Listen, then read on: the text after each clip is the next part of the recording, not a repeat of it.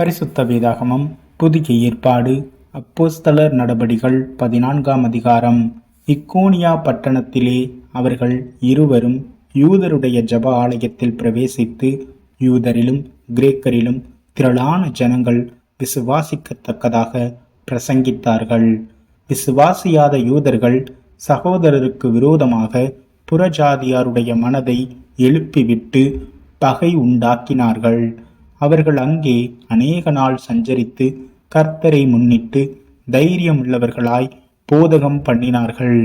அவர் தமது கிருபையுள்ள வசனத்திற்கு சாட்சியாக அடையாளங்களும் அற்புதங்களும் அவர்கள் கைகளால் செய்யும்படி அனுக்கிரகம் பண்ணினார். பட்டணத்து ஜனங்கள் பிரிந்து சிலர் யூதரையும் சிலர் அப்போஸ்தலரையும் சேர்ந்து கொண்டார்கள். இவர்களை அவமானப்படுத்தவும் கல்லெறியவும் வேண்டுமென்று புறஜாதியாரும் யூதரும் அவர்கள் அதிகாரிகளும் அமளி பண்ணுகையில் இவர்கள் அதை அறிந்து லிக்கவோனியா நாட்டிலுள்ள பட்டணங்களாகிய லீஸ்திரியாவுக்கும் தெர்பைக்கும் அவைகளின் சுற்றுப்புறங்களுக்கும் ஓடிப்போய் அங்கே சுவிசேஷத்தை பிரசங்கித்தார்கள். லீஸ்திராவிலே ஒருவன் தன் தாயின் வயிற்றிலிருந்து பிறந்தது முதல் சப்பானியாயிருந்து ஒருபோதும் நடவாமல் கால்கள் வழங்காதவனாய் உட்கார்ந்து பவுல் பேசுகிறதை கேட்டுக்கொண்டு இருந்தான்.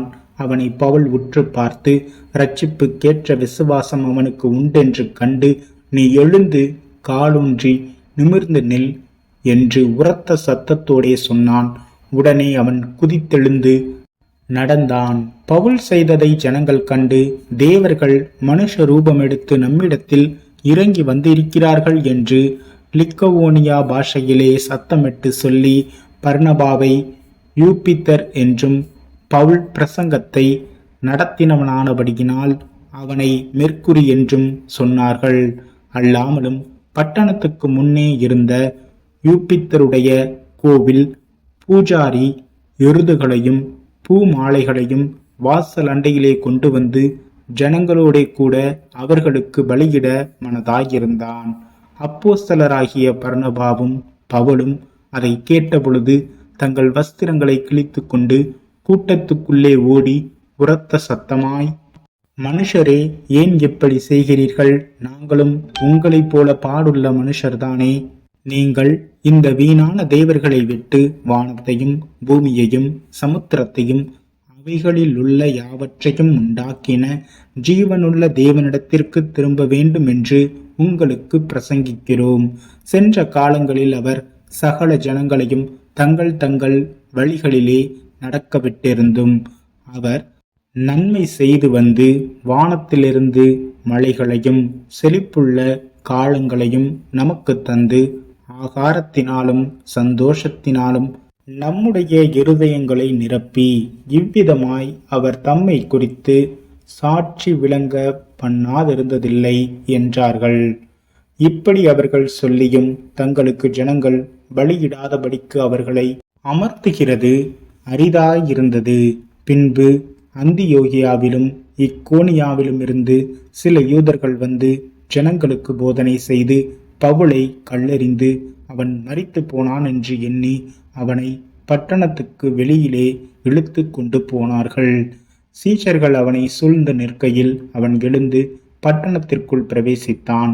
மறுநாளில் பர்னபாவுடனே கூட தெர்பைக்கு புறப்பட்டு போனான். அந்த பட்டணத்தில் அவர்கள் சுவிசேஷத்தை பிரசங்கித்து அநேகரை சீஷராக்கின பின்பு லிஸ்திரியாவுக்கும் இக்கோனியாவுக்கும் அந்தியோகியாவுக்கும் திரும்பி வந்து சீஷருடைய மனதை திடப்படுத்தி விசுவாசத்திலே நிலைத்திருக்கும்படி அவர்களுக்கு புத்தி சொல்லி, நாம் அநேக உபத்திரவங்களின் வழியாய் தேவனுடைய ராஜ்யத்தில் பிரவேசிக்க வேண்டும் என்று சொன்னார்கள்.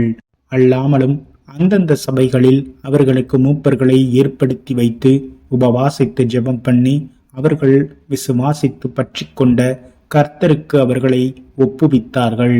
பின்பு பீசித்தியா நாட்டை கடந்து பம்பிலியா நாட்டிற்கு வந்து பெர்கே ஊரில் வசனத்தை பிரசங்கித்து அத்தலியா பட்டணத்திற்கு போனார்கள். அங்கே கப்பல் ஏறி தாங்கள் நிறைவேற்றின கிரியைக்காக தேவனுடைய கிருபைக்கு ஒப்புவிக்கப்பட்டு புறப்பட்டு அந்தியோகியாவுக்கு வந்தார்கள்.